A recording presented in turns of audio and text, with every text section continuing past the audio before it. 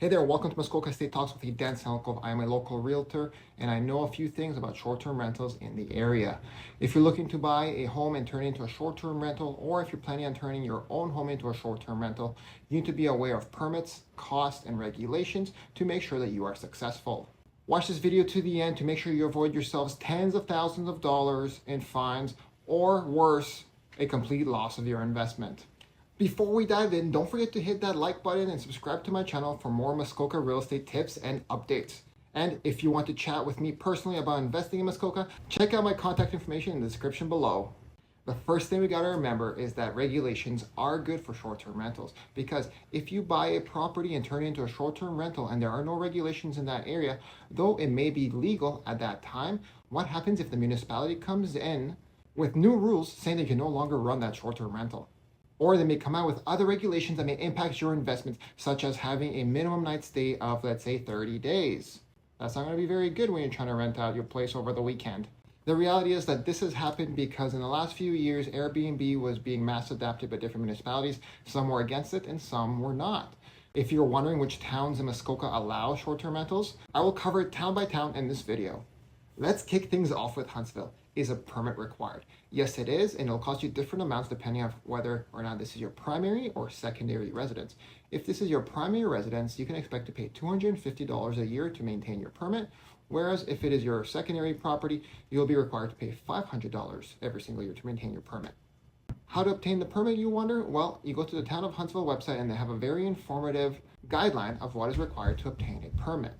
It is mostly revolving around the safety and usage of your property.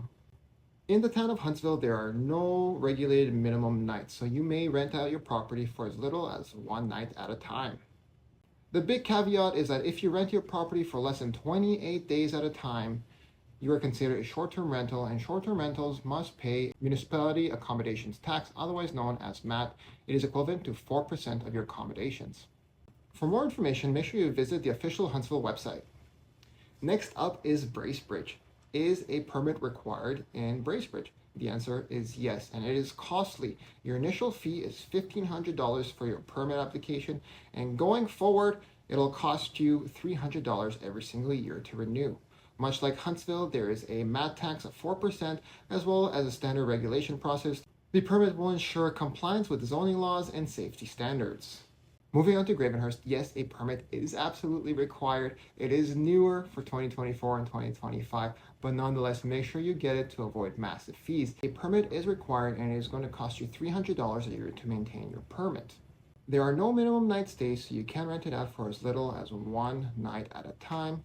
Again, there is a municipality accommodations tax of 4% for anything under 28 days. Moving on to Lake of Bays, a permit is required and it's going to cost you an initial fee of $750 and $250 for renewals. There are no minimum night stays and there are municipality accommodation taxes to be paid at 4%. Finally, Muskoka Lakes. Much like Lake of Bays, there is an initial fee of $750 with a $250 renewal fee. You're going to be required to comply with zoning bylaws and safety standards. Much like all the other great towns in Muskoka, there is a municipality accommodations tax of 4%.